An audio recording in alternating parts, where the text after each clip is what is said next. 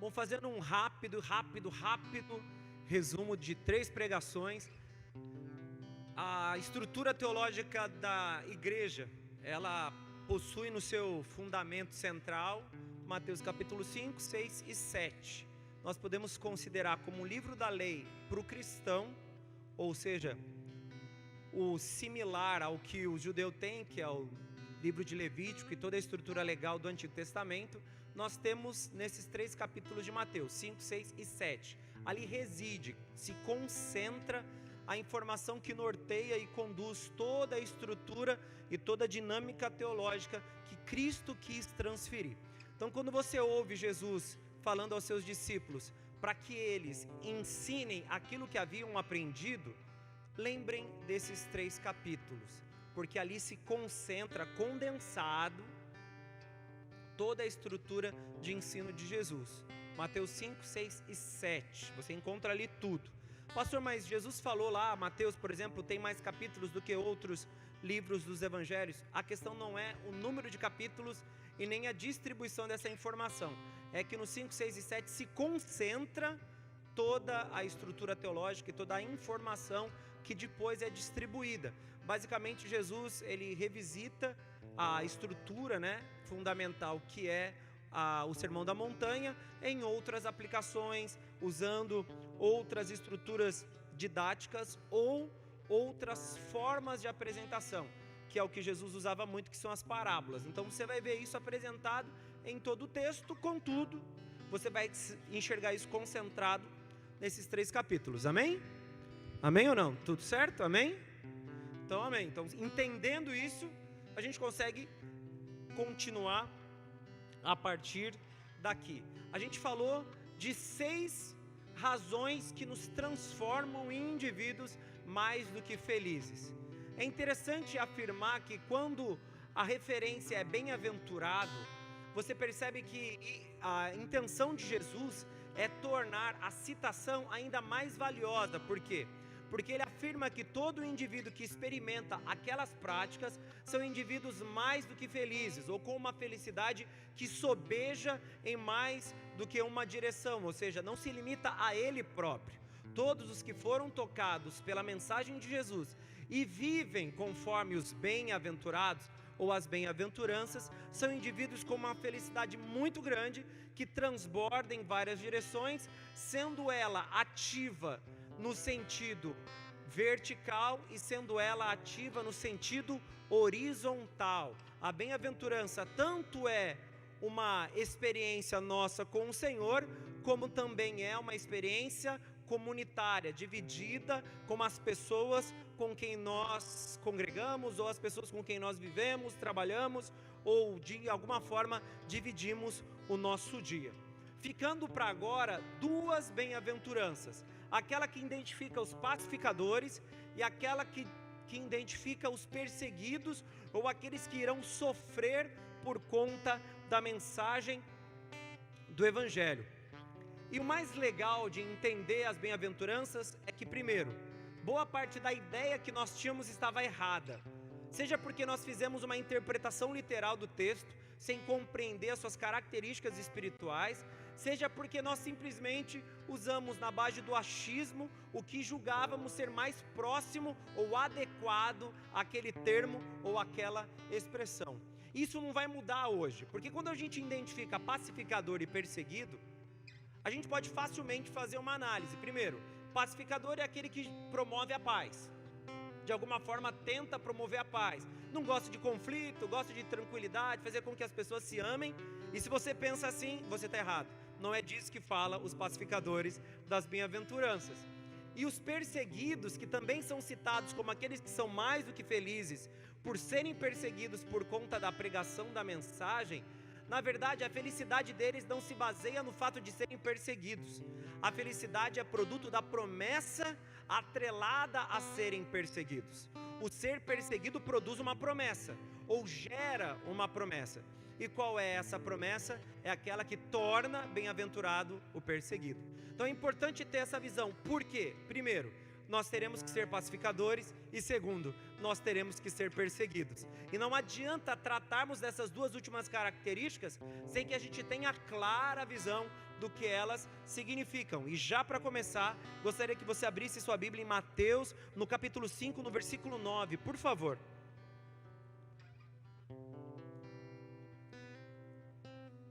Esse texto é uma continuação direta das bem-aventuranças e diz o seguinte: bem-aventurados os pacificadores, porque eles serão chamados filhos de Deus. Quando a gente faz essa análise, talvez humanista ou ideologicamente inclinada, seria fácil pensar que esses pacificadores são indivíduos que de alguma forma promovem a paz entre os homens e por essa razão são reconhecidos como filhos de Deus. Só que o porém está no que nos transforma em filhos de Deus. Para que a gente faça a análise de um texto bíblico, é interessante a gente fazer sempre a leitura completa. Qualquer pincelada que você faça, ou você vai lá buscar apenas uma palavra para interpretar o texto, provavelmente você vai errar na sua interpretação, e ao errar na sua interpretação, você vai criar uma fundamentação completamente diferente daquela que Cristo gostaria que tivéssemos. E nesse caso, os pacificadores não são indivíduos que promovem a paz, por exemplo. Então, entendendo isso, você poderia rapidamente fazer um paralelo e quebrar de uma vez por todas uma ideia que eu já ouvi de alguns. Por exemplo, Gandhi, ele é um pacificador, ele é um pacifista, e não necessariamente um pacificador. Por quê? Porque o pacificador, ele não é efetivamente o que chamamos de pacifista, ou aquele que tende a promover a paz no mundo, através de um acordo, de uma organização, de uma ação de natureza social ou qualquer outro ato. O pacificador que é reconhecido como filho de Deus é nada mais, nada menos do que aquele indivíduo disposto a pregar o Evangelho. Pastor, mas um pacificador é alguém que prega o Evangelho? Sim, o pacificador é o que prega o Evangelho. Por quê? Porque nós pregamos qual Evangelho? O Evangelho da paz. Só que qual é a paz presente no Evangelho? É a paz que torna a minha relação com o Marquinhos mais tranquila e saudável? É a paz que faz com que eu e a Débora consigamos ser amigos sem que haja entre nós diferenças? Não. Até porque se você for interpretar dessa forma, a gente vai encontrar outro problema. A Bíblia também diz que ele não veio trazer paz, mas espada. Ué, como é que a Bíblia está agora se contradizendo? Não, a Bíblia não se contradiz. Se contradiz aquele que lê a Bíblia sem entender o que está escrito. O termo pacificador, como eu já falei, não faz menção a pacifistas. Então ele caracteriza um indivíduo que apresenta o Evangelho da paz para que exista paz entre o homem e Deus. O Evangelho da paz não é aquele que vai tornar o mundo mais pacífico. O Evangelho da paz é aquele que vai fazer com que a humanidade, que antes se movia rebelde e contrária à vontade de Deus, consiga restaurar o vínculo de paz entre nós e Ele, através de quem? Do Evangelho, que é Cristo, e através desse Cristo que é morto na cruz, onde o seu sangue apaga a multidão dos pecados, a relação entre o homem e Deus seja restaurada, e ali se encontra a paz. Por isso que o pacificador não é apenas alguém que promove a paz, porque senão ele seria um pacifista. O pacificador é aquele que tem a paz entre ele e Deus estabelecida pelo mesmo fundamento, e não apenas satisfeito em estar em paz com Deus, promove essa paz divulgando a mensagem para o maior número de pessoas, para que o maior número de pessoas, arrebanhado pela mensagem da cruz, também consiga conviver em paz com Deus. E por esse motivo, eles são reconhecidos ou são vistos como filhos de Deus. Somos chamados de filhos de Deus porque promovemos a sua mensagem. Somos chamados como filhos de Deus, ou vistos como filhos de Deus, porque aquilo que sai dos nossos lábios reconecta as pessoas ao Senhor, e de pregar o Evangelho a toda criatura. Aquele que ouvir, guardar esse mandamento e for batizado, esse será salvo. E quando a palavra salvo é embutida, nós também podemos transformá-la em paz entre o homem e Deus. A restauração do relacionamento entre a humanidade e o Senhor. Abra a tua Bíblia, por favor, em Romanos, no capítulo 5, no versículo 10, por favor.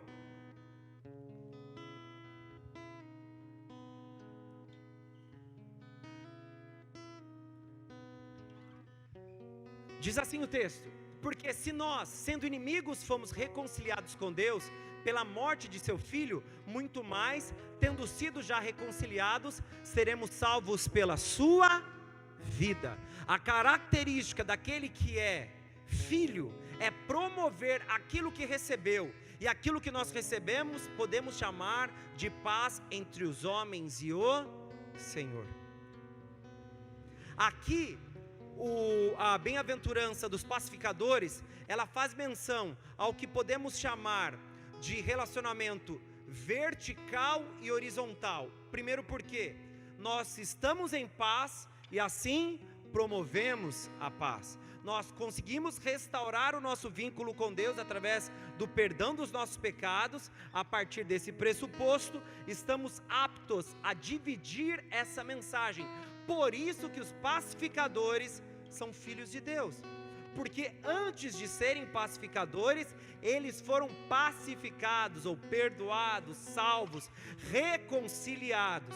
E aí quando eles são perdoados, salvos, reconciliados, eles se movem em compaixão àqueles que ainda não alcançaram isso e dividem o que receberam, e assim se tornam pacificadores. Algo muito diferente da promoção da paz. Até porque a Bíblia condena, ou na verdade não condena, ela difere o que chamamos de paz de Deus e paz do mundo.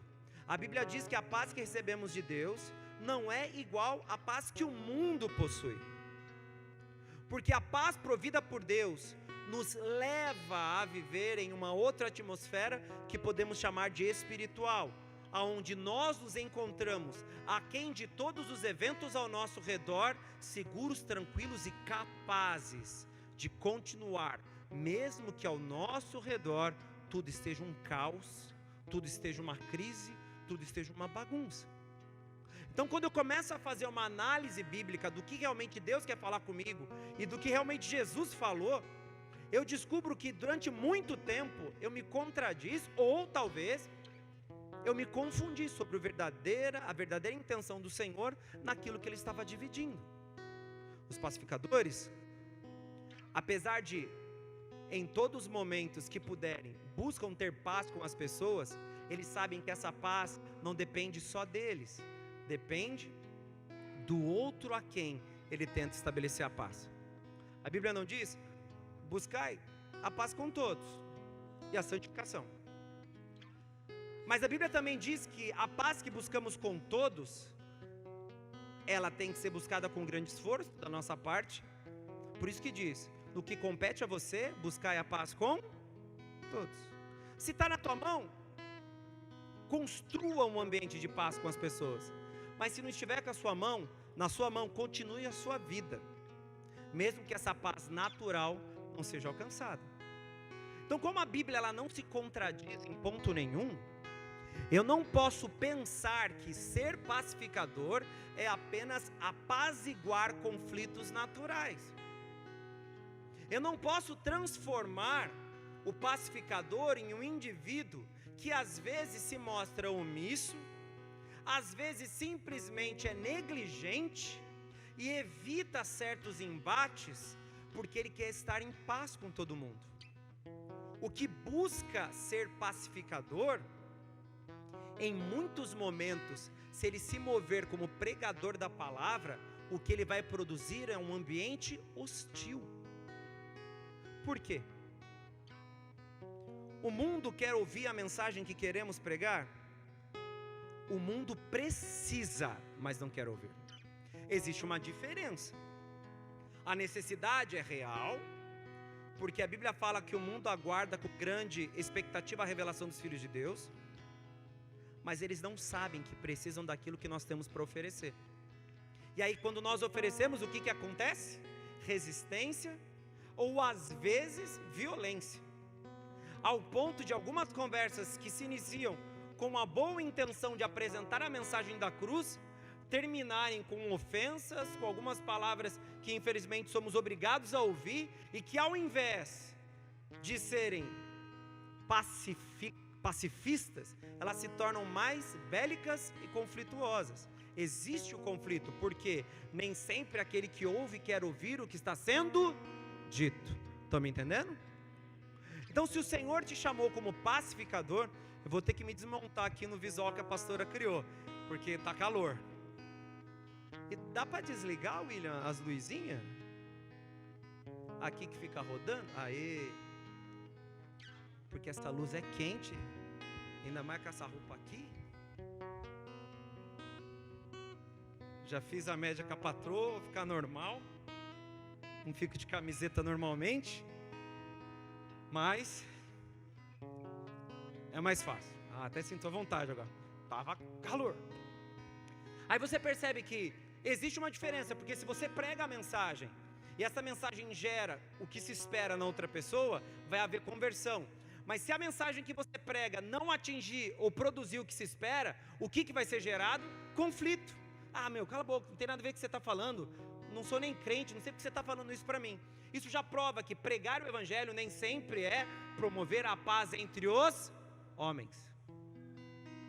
Pregar o evangelho, às vezes, é promover a guerra entre os homens. E essa guerra não é militar, essa guerra não é nem física, mas acontece no mundo espiritual, aonde o ouvinte nem sempre quer ouvir. E ali se prova que nós não somos pacifistas, nós somos pacificar.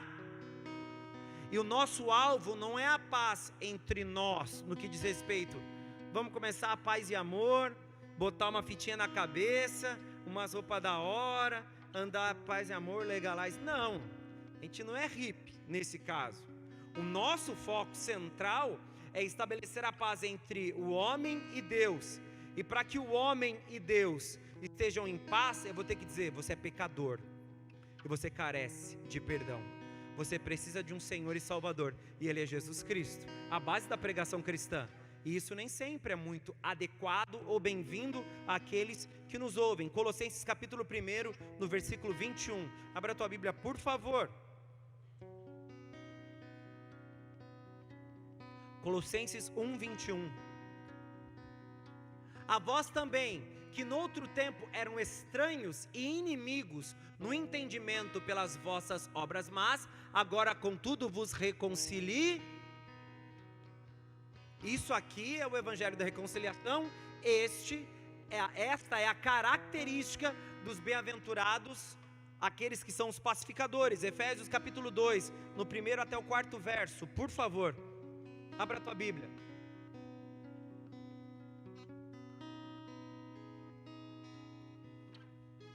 Efésios capítulo 2, do 1 até o 4 verso, diz o seguinte: e vos vivificou, estando vós mortos em ofensas e pecados, em que noutro tempo andaste segundo o curso deste mundo, segundo o príncipe das potestades do ar, do espírito que agora opera nos filhos da desobediência, entre os quais todos nós também antes andávamos nos desejos da nossa carne, fazendo a vontade da carne e dos pensamentos, e éramos por natureza filhos da ira, como os outros também.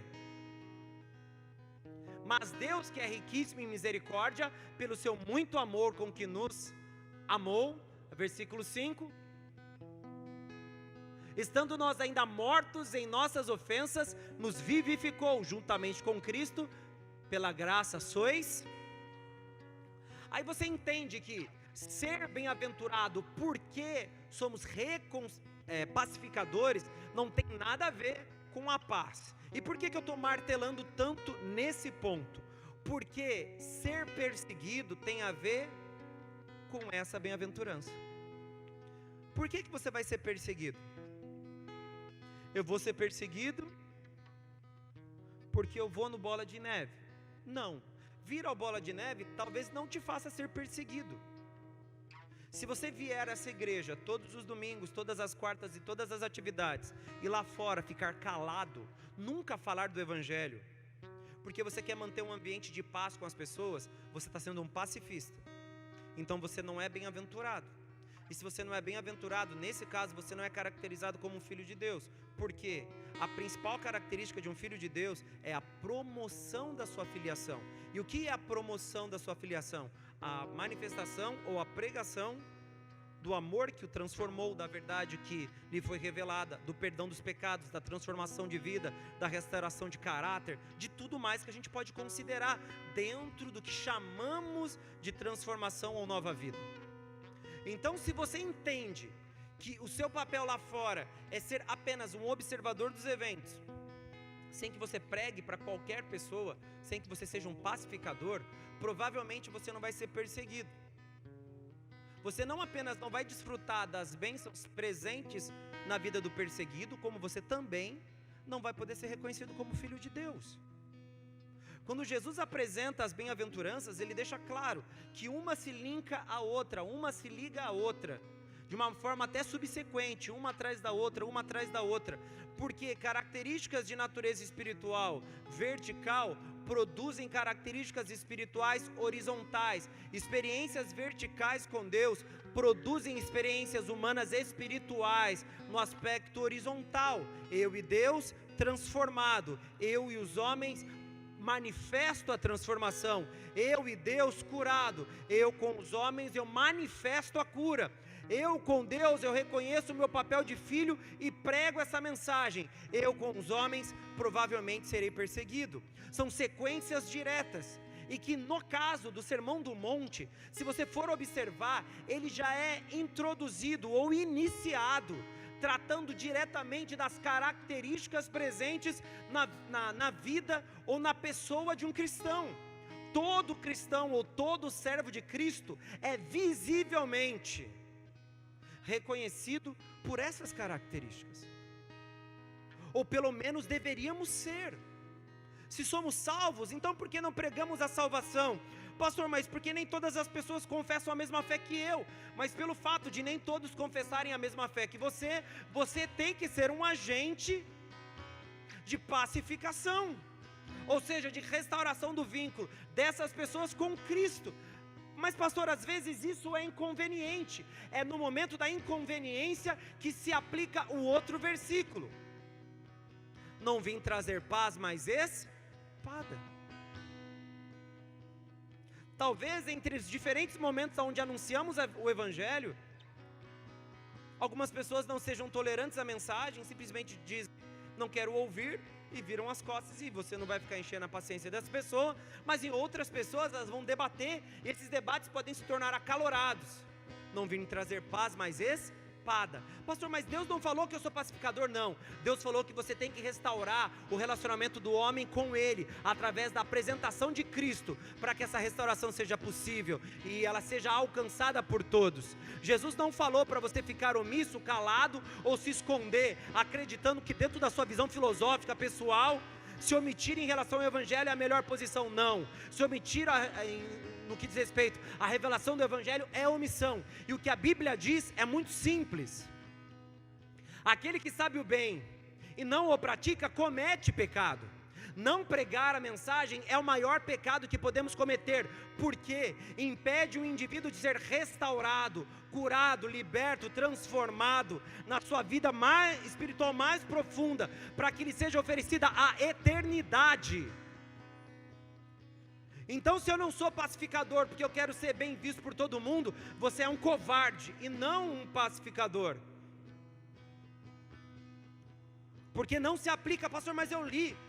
É um conceito muito simples. Se você ler qualquer comentário bíblico sobre as bem-aventuranças, você não vai encontrar nada de diferente. Vai procurar qualquer teólogo sério, você vai ver exatamente isso.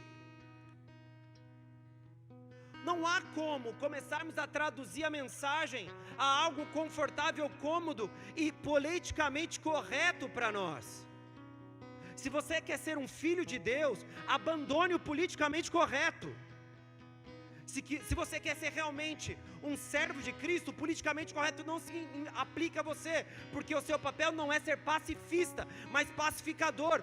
E a maior das violências que acontece com o ser humano é a guerra do nosso pecado contra Deus, porque ela causa divisão entre nós e Ele.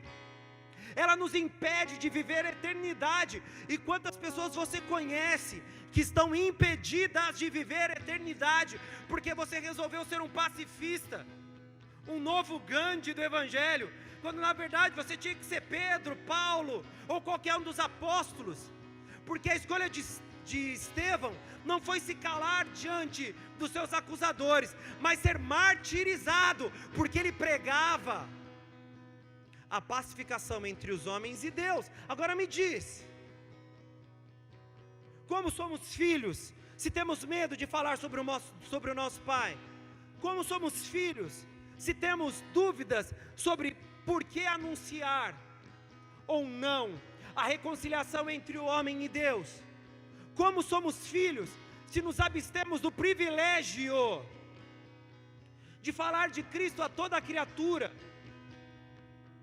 falando dele a tempo e fora de tempo, fazendo todos os ouvidos ouvirem pelo menos que Jesus veio ao mundo para pagar uma multidão de dívidas que cada um de nós carregava? Como somos pacificadores, se nós dizemos apenas que queremos ter uma vida com Jesus, mas não queremos falar de Jesus para ninguém? Você não é outra coisa senão um pacifista, e os pacifistas não são filhos de Deus, os pacificadores são, e eles querem gerar paz entre os homens e Deus, através da pregação sobre Cristo Jesus, morto e ressurreto na cruz, aonde pagou o preço por uma multidão de pecados e ressuscitou, para que junto deles também pudéssemos ressuscitar. Aplauda ao Senhor por isso, no nome de Jesus.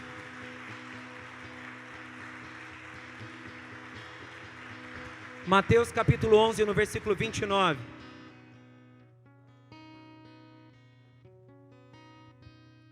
Mateus 11, 29 diz o seguinte: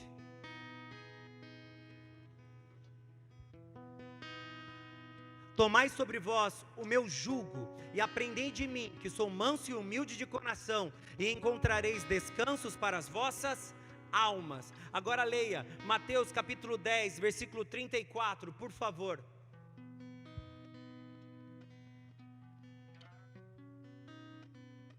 Capítulo anterior, Mateus 10, 34. Não cuideis, é isso aí mesmo. Não cuideis que vim trazer trazer a paz à terra. Não vim trazer paz, mas Você percebe que são distintos os dois textos? O primeiro texto fala sobre o que, querido? Mateus capítulo 11, no versículo 29, fala sobre Deus conosco, nos perdoando dos nossos pecados e nos dando o fardo dele que é leve, abrandando a ira da sua violência contra nós. Porque a ira de Deus contra nós? Sim, porque enquanto pecadores, Deus é irado contra nós. Não, Deus ama os pecadores. Deus nem ama os pecadores, nem ama o pecado. Deus ama a sua criação. Por isso Ele ofereceu a Cristo como absolvição de pecados. Dizer que Deus ama o pecador como se fosse nada, Deus então não nos colocaria no inferno se permanecêssemos como filhos desgarrados. Seria fácil, é só continuar vivendo.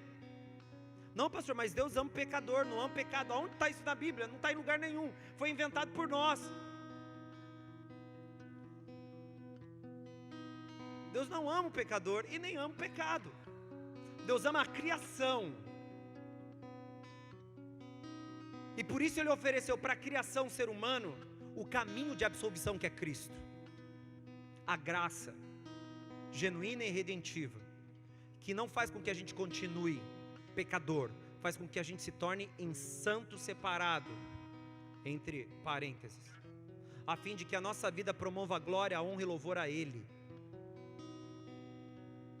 Só que dentro do nosso senso comum é difícil começar a falar da verdade, porque todas as vezes que a verdade é dita, gera o quê? Espada. E aí o que a crentalhada moderna descobriu?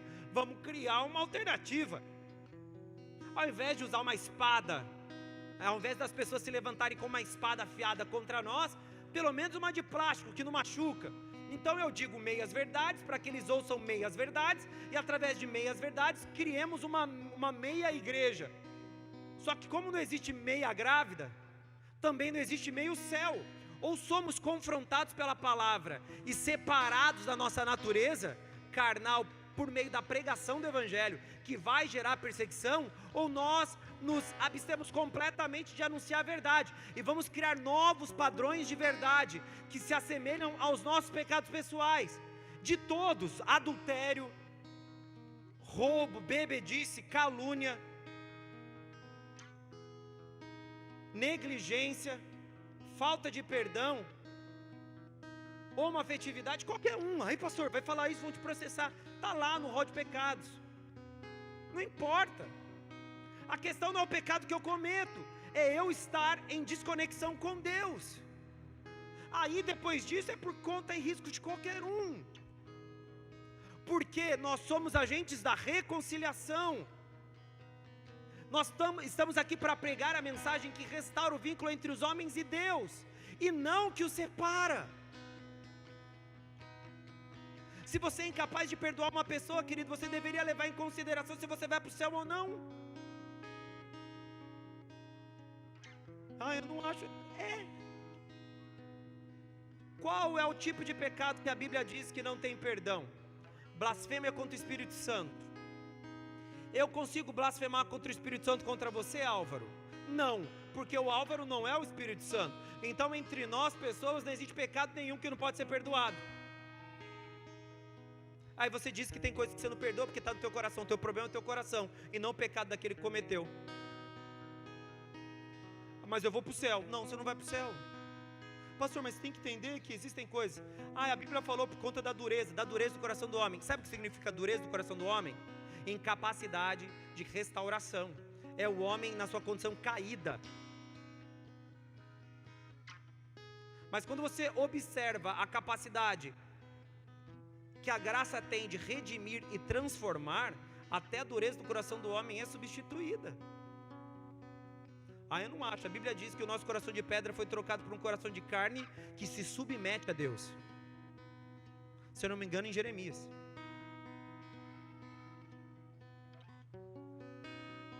Estou tentando buscar na memória o capítulo. Talvez eu erre se eu fizer a citação, mas certeza que é em Jeremias. Você começa a notar que se eu quero ser um pregador, pacificador, tem que começar aqui. Tem que começar dentro de mim. E depois, através da minha boca. Da mesma forma que você foi perdoado, perdoe. Da mesma forma que você foi alcançado, alcance. Da mesma forma que te ensinaram, ensine. Da mesma forma que se dedicaram a discipulá-lo, discipule. Se você quer ser filho de Deus, entenda que a sua filiação não vai ser definida pelo número de vezes que você entra nesse prédio ou pelos degraus eclesiásticos que você sobe. A sua filiação vai ser definida pelo quanto de Cristo você prega através dos seus lábios e através da sua vida. Seja um pacificador. Efésios capítulo 6, no versículo 15. Vamos rápido.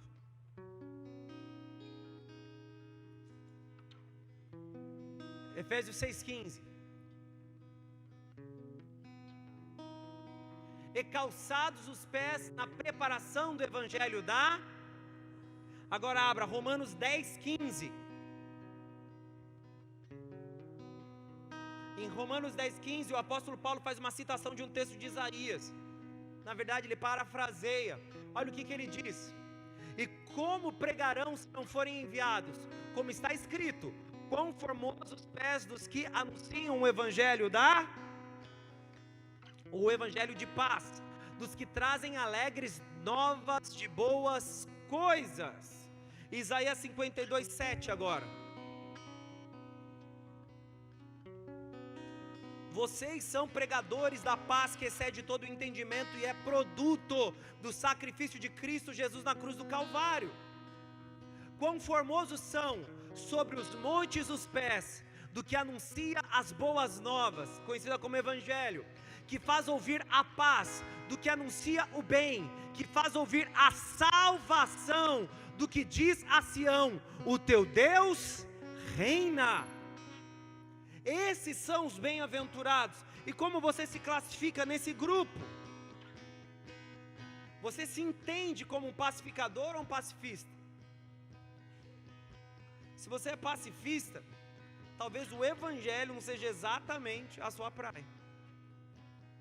Mas se você é um pacificador, você está no lugar certo. Então surfa essa onda e viva essa mensagem. Para encerrarmos essa parte, 2 Coríntios capítulo 5, no versículo 18 até o 21. Só essa parte. Agora a gente vai falar dos perseguidos. Vai com calma.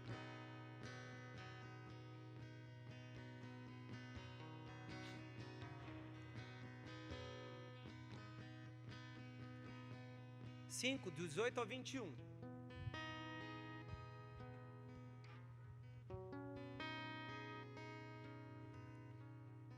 E tudo isso provém de Deus, que nos reconciliou consigo, mesmo por Jesus Cristo, e nos deu o ministério da reconciliar. Esse é o nosso chamado. Versículo 19.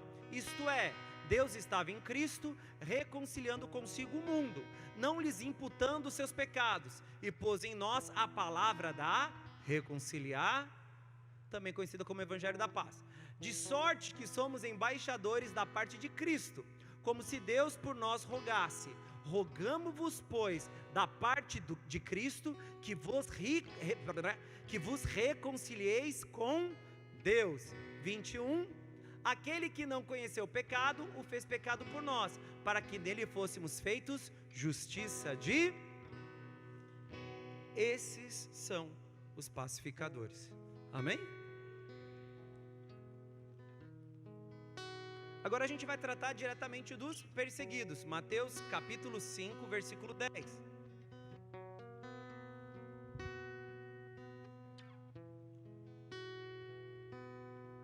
Olha o que diz o texto.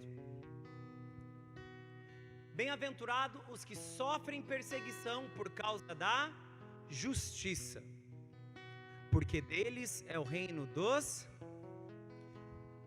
É importante dizer que, como normalmente fazemos uma análise equivocada, isso aqui não tem nada a ver de justiça social, igual aqueles que têm fome e sede de justiça. Isso fala sobre a justificação, ou foram feitos justiça de Deus, ou justificados. Essa é a justiça. Que justiça é essa? Aquela que nos absolve dos nossos pecados, que é aquela relacionada a Cristo morrer na cruz por nós. Amém? Amém? Estamos juntos? Amém? Estão entendendo? Então aqui não é fazer justiça social, ajudar os pobres. Isso tem que acontecer na igreja. Não é isso que eu estou dizendo. O que eu estou afirmando é que se você é perseguido porque você entrega um marmitex, não é disso que eu estou falando. Se você é perseguido porque você dá 1 quilo de alimento e uma pessoa falou que você é bobo de fazer isso, não é sobre isso. Eu estou falando sobre ser perseguido porque você apresenta ou anuncia a justiça dos céus, que é Jesus Cristo morto na cruz, exatamente o que nos pede a bem-aventurança anterior. Se somos agentes da pacificação do Senhor, então isso gerará um benefício. Qual é? Somos vistos como filhos. Só que também gera um prejuízo. Seremos perseguidos. Só que ao gerar-se o prejuízo da perseguição, você vê a herança. Por quê? A herança daquele que é perseguido pela justiça, ou por causa da justiça, melhor dizendo, ele será reconhecido como participante do reino dos céus, ou indivíduo de uma pátria mais elevada, e não simplesmente um crente. Essa perseguição vai além da ideia: ah, sou perseguido porque eu vou no bola, sou perseguido porque eu carrego uma Bíblia embaixo do meu braço. Não, é perseguido porque você manifesta o reino através de você. Essa é a perseguição, que talvez no nosso país não seja tão clara assim, apesar de existir, não seja tão exposta. Acredito eu que exista perseguição no Brasil a cristãos, numa proporção menor e até velada. É mais uma piadinha, como existe para outros grupos também. Negros, que incluem pretos, pardos, e aí você coloca pobres, também estão dentro desses grupos que no Brasil sofrem por discriminação e perseguições de natureza vexatória por conta da sua história, por conta da sua formação, da sua condição financeira. O cristão também é. Quando eu ouço como pastor que ou eu estou na igreja para pegar as menininhas ou roubar dinheiro, as pessoas acham normal, mas para mim é uma agressão, uma ofensa. Aí você começa a perceber que existem perseguições por conta da natureza do compromisso que você assume com o reino. Então, se você quer ser crente, querido, você tem que estar preparado para essas bem-aventuranças, as verdadeiras, e não aquelas folclóricas criadas pelas nossas mentes. Abra a tua Bíblia, por favor, em Mateus capítulo 10, no versículo 17, a gente vai ler bastante, a gente vai ler até o 28.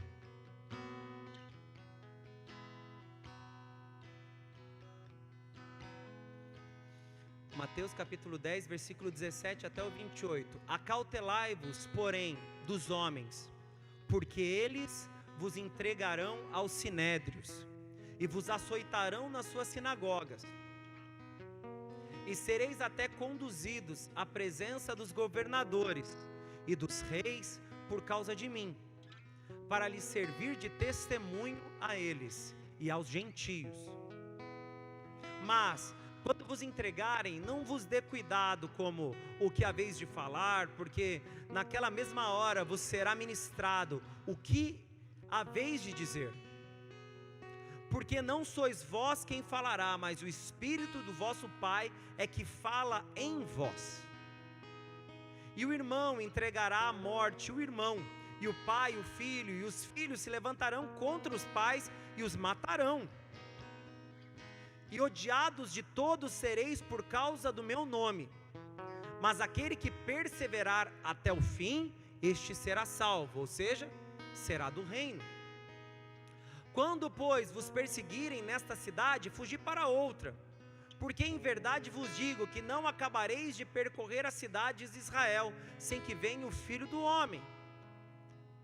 Não é o discípulo mais do que o mestre, nem o servo mais do que o seu senhor. Basta ao discípulo ser como seu mestre, e ao seu servo como o seu senhor. Se chamaram Beelzebu ao pai de família, quanto mais aos seus domésticos.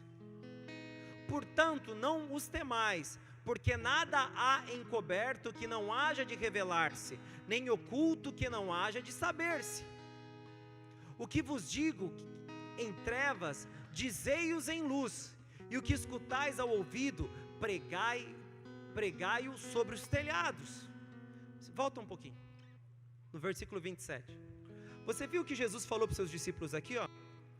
Como é que funcionava o processo de discipulado? Era um relacionamento muito íntimo, onde Jesus ensinava coisas aos seus discípulos em secreto. Mas não é porque ele escondia dos outros, porque era para um grupo restrito, de pessoas que eram muito próximas a ele, os discípulos. Então tudo que eu estou dizendo para vocês, quando fala em trevas, quer dizer em secreto, em sigilo. Vocês vão ensinar para todo mundo, vai dizer em luz, vai entrar na praça aberta, praça pública, e vai sair pregando para todos os que quiserem ouvir. Aquilo que vocês estão escutando agora, ao ouvido, é como se Jesus estivesse no pé do ouvido dos discípulos ensinando. Vocês vão subir nos telhados das casas e vão anunciar para todas as pessoas. Não se restringam, preguem para todos, em todo o tempo, em todos os lugares. É isso que ele está dizendo. E a gente faz o paralelo com o quê? Bem-aventurados os pacificadores, aqueles que anunciam a palavra. Versículo 28. E não temais os que matam o corpo, e não podem matar a alma. Temei antes aquele que pode fazer perecer no inferno a alma e o corpo. Aí ele deixa uma última instrução dizendo: se vão persegui-los, que persigam. Se vocês têm que respeitar alguém, respeite a Deus, que tanto pode matar o seu corpo e mandar sua alma para o inferno, do que os homens que podem apenas matar o seu corpo. Jesus sabia que os seus discípulos passariam por todo tipo de provação e de dificuldade. Mas ele queria dar a eles uma expectativa, uma razão do porquê sofrer. Aí você descobre que o versículo 11 de Mateus capítulo 5, ele traz uma melhor explicação para esta tal bem-aventurança existente na vida dos perseguidos. E ele diz o seguinte: bem-aventurados sois vós, quando vos injuriarem e perseguirem, e mentindo disserem todo o mal contra vós por minha causa. Versículo 12. Exultai e alegrai-vos, porque é grande o vosso galardão nos céus, porque assim perseguiram os profetas que foram antes de vocês ou antes de vós. Jesus fala assim para eles: para tudo aquilo que vocês fazem, para toda semente existe uma colheita, e para toda a colheita da perseguição, para toda semente da perseguição existe uma colheita, e essa colheita é descrita no texto como galardão. Se você não sabe o que é o galardão, galardão é como um prêmio, uma medalha, dada de acordo com o seu desempenho. O que vai prover galardão para nós? As nossas obras. E aí é importante a gente deixar isso muito claro. Somos salvos pelas obras, queridos? Somos salvos pelas obras? Sim ou não? Não. Não é por obras para que ninguém se glorie. Contudo, as nossas obras vão ser avaliadas. Todas elas. Cada produto das nossas mãos no reino vão ser provados pelo fogo. E eles vão ser avaliados. E essas obras vão prover galardão, que são como se fossem joias a serem postas nas nossas coroas. Nós teremos a coroa da salvação, amém? Todo mundo fez mergulhando? Basiquinho, doutrina básica, né? Coroa da salvação. Eu vou receber, o Marquinhos, né? Vanessa aqui, todo mundo. Márcio, cada um que vai receber a sua coroa da salvação. Talvez lá a coroa da salvação do Marquinhos tenha muito mais galardões do que a minha.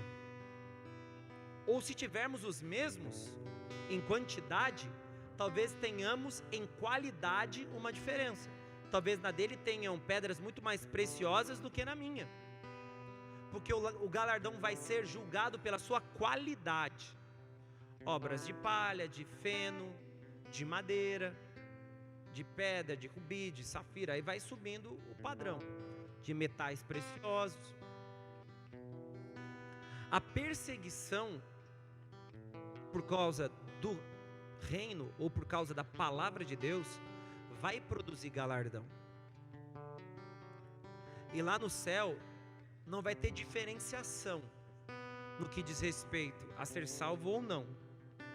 Mas nós saberemos aqueles que viveram o Evangelho e se doaram por ele, e aqueles que apenas foram no vácuo. Pastor, mas é errado ir no vácuo? É. Por quê? Porque pode ser que você ache que é salvo, mas não é salvo. Por quê? Porque existe algo chamado boas obras, e o cristão é reconhecido por elas. Nós somos reconhecidos por algumas características: pregar a mensagem e pelas obras que fazemos. E essas obras serão julgadas. Nós pregamos porque somos salvos. Nós temos boas obras porque somos salvos. E um cristão que não tem boa obra, talvez nem cristão seja. É uma hipótese. Então, querido, se você está lutando contra a frieza espiritual, se um número significativo de pessoas já te frustrou e você já está querendo amarrar o seu cavalo ali e ficar de boa, toma cuidado. Pastor, mas eu fui predestinado à salvação. Se você é calvinista e me disser que é predestinado à salvação, eu vou te dizer algo: esse amarrar de cavalo não vai durar muito. E se durar, quer dizer que você não foi predestinado, usando a sua doutrina. Se você é realmente salvo, você vai desamarrar o cavalo e vai sair galopando. Se você não vai desamarrar o cavalo, é porque você não foi salvo. Por quê? Porque é básico da doutrina calvinista.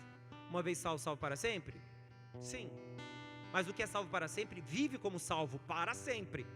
Não quer dizer que ele não peca, quer dizer que ele permanece focado na salvação e vive em função da salvação. Até se você for calvinista, você vai ter que entender isso aí. Você não vai poder amarrar o seu burro e ficar na sombra, não existe. Amarrar o cavalinho e ficar ali no coxo, não existe. Aí sou arminiano, aí piora. O arminiano tem que continuar trabalhando, porque ele busca a salvação todos os dias. Ou wesleyano, o arminianismo wesleyano, você busca a salvação todos os dias, por meio da prática da fé, orando, jejuando, lendo a palavra, praticando boas obras, é o exercício da salvação. Então não tem como você achar que é salvo e podendo ficar de boa. Se você é salvo, você vai ser perseguido. Se você é salvo, você vai dar razão para as pessoas te perseguirem. Ah, por quê? Porque eles não gostam de mim? Não, porque você prega a palavra. Se você está sendo perseguido por outras razões, aí eu já não posso te dizer que isso é uma afirmação enquanto salvo. Mas se você está sendo perseguido porque vive a mensagem, essa é uma marca de um salvo. E provavelmente lá no céu, sua coroa vai ter galardão. Vai estar recheada de diademas, de tudo aquilo que você viveu para Cristo na terra, de tudo aquilo que você entregou. Porque se existe um grupo de crente que Deus tem um olhar carinhoso, dois grupos. O primeiro são as crianças. Deixa que as crianças venham, e ai daqueles que fazem tropeçar um dos pequeninos. Então, Jesus tem um amor pelos pequeninos, pelas crianças. O segundo grupo que Jesus tem um carinho especial, Deus tem um carinho especial, é pelos perseguidos. É mesmo, pastor? É. Sabe por que Deus vai se mover com grande ira contra a humanidade? Por conta dos perseguidos e que foram martirizados. O sangue dos mártires clamam por justiça, ou por, melhor dizendo, por vingança, no pé do trono. Senhor, porque nós não podemos nos vingar, mas Deus vai. Ele vai vingar quem? Os que foram perseguidos e os que foram martirizados. São pessoas que Jesus tem um olhar carinhoso, Deus tem um olhar carinhoso. Agora, jihad não, é lá no julgamento, lá no período escatológico. Mas vai acontecer isso. Então, se você entende o seu chamado, e você está reclamando que as pessoas te perseguem no teu trabalho, porque você faz o que é certo. Eu não vou passar a perna em ninguém, não vou lesar um documento aqui. Não tem como. Você vai ser perseguido? Vai. Não vou enganar. Você vai ser perseguido. Não vou roubar. Você vai ser perseguido. O seu chefe mandou: você tem que roubar, Álvaro, senão eu vou te demitir. Então me demita, porque daí eu fico seguro-desemprego um tempo, corro atrás do próximo, e Deus vai me honrar, que Deus vai abrir uma porta de emprego. Isso é a característica do perseguido, porque ele pratica o evangelho e prega o evangelho. São duas características presentes. Abra sua Bíblia, por favor, em Atos capítulo 7, no versículo 54 até o 60. Eu já vou terminar por aqui.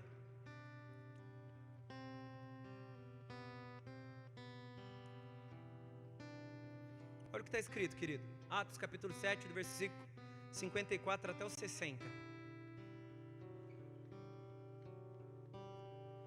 E ouvindo eles isto, enfureciam-se em seus corações e rangiam os dentes contra ele. Só para situar vocês, é Estevão pregando, amém? E até aconselho vocês a lerem o texto inteiro. E ouvindo eles isto, enfureciam-se em seus corações e rangiam os dentes contra ele.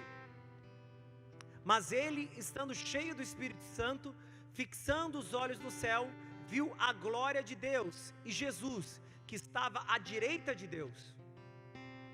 E disse: eis que vejo os céus abertos, e o Filho do Homem que está em pé à mão direita de Deus.